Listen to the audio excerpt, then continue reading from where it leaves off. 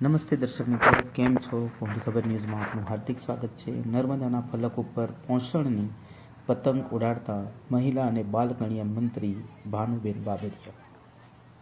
પોષણ ખામીઓને દૂર કરીને દરેક બાળક અને મહિલાને શ્રેષ્ઠ પોષણ સેવા ઉપલબ્ધ કરાવવાના મુખ્ય ઉદ્દેશ સાથે રાજ્ય કક્ષાના પોષણ ઉડાન 2025ના કાર્યક્રમને એકતાનગરના વ્યૂ પોઈન્ટ 1 ખાતેથી મહિલા અને બાળ કલ્યાણ મંત્રી શ્રી ભાનુબેન બાબરિયાએ 58 આંગણવાડી કેન્દ્રોને ભૂમિપૂજન કાર્યક્રમનો શુભારંભ કરાવ્યો હતો.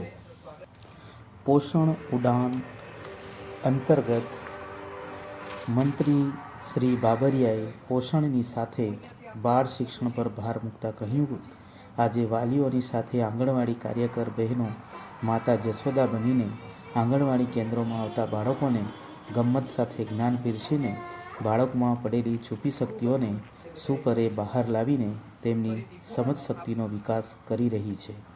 અને આ તબક્કે આ કાર્યક્રમમાં જિલ્લા પંચાયત પ્રમુખ શ્રી ભીમસિંહ તડવી, મહિલા અને બાળ વિકાસ વિભાગ, ICDS કમિશનર ડૉક્ટર રણજીતકુમાર સિંહ, મહિલા અને બાળ વિકાસ વિભાગ કમિશનર વ સચિવ શ્રી રાકેશ શંકર, જિલ્લા કલેક્ટર શ્રી SK મોદી, જિલ્લા વિકાસ અધિકારી શ્રી અંકિત પન્નુ, GSPCના મેનેજર દીક્ષિત પટેલ, ટાટા સ્ટીલના પ્રતિનિધિ શ્રી પ્રખર અગ્રવાલ, સંબંધિત વિભાગના અધિકારી કર્મચારીઓ, આંગણવાડી કાર્યકરો, મુખ્ય સેવિકા, વાલીઓ, કિશોરીઓ અને બાળકો ઉપસ્થિત રહ્યા હતા.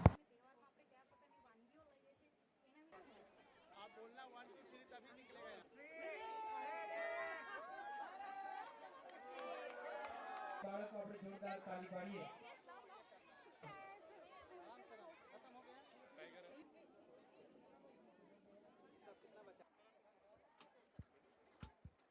महिला और बाल कल्याण मार्फत आज हमारा माननीय मंत्री श्रीमती भानुबेन बाबरिया मार्फत आज 3 કે 4 પાસાઓ ઉપર આજે અમે આ કાર્યક્રમ રાખ્યો હતો.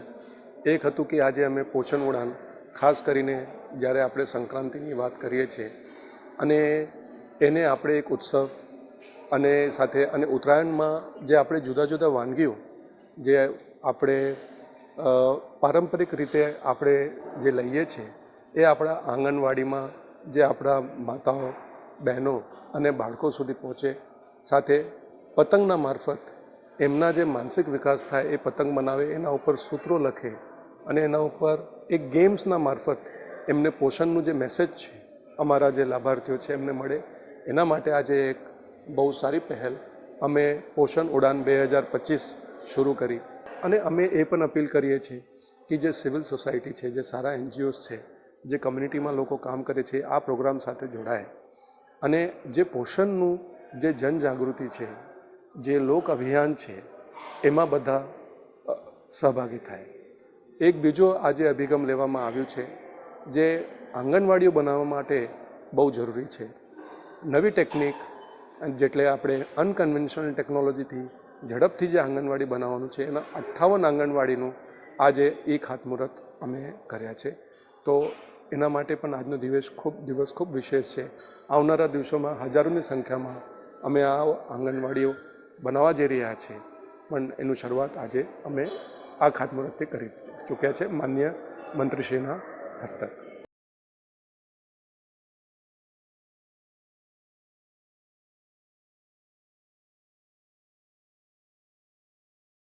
આવા જ માહિતીસભર વિડીયો જોવા કોહલી ખબર ન્યૂઝને લાઇક, સબસ્ક્રાઈબ અને કોમેન્ટ કરવા વિનંતી છે. આપનો ખૂબ ખૂબ આભાર. ધન્યવાદ.